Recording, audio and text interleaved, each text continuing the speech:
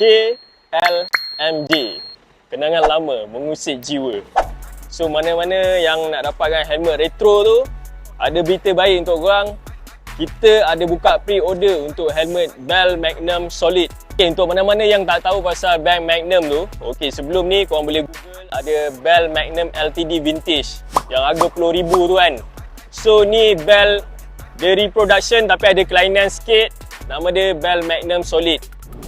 Look sama tapi features dia berlainan sikit lah. So ada 6 color. Color yellow, orange, black, white, blue dan red. Okay, saya terangkan sikit features dia lah. Yang kelainan, yang dulu 5 button tapi yang baru ni ada 3 button. Still ada yang stiker yang sama Magnum tapi dia bagi extra.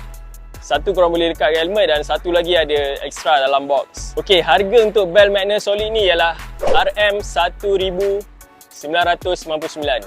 1999. Okay, yang sebelum ni Bell Magnum LTD Vintage tu memang harga RM10,000 lah, kita tak boleh lawan kan. Tapi ini peluang korang, mana tahu ini mungkin akan menjadi fenomena yang baru.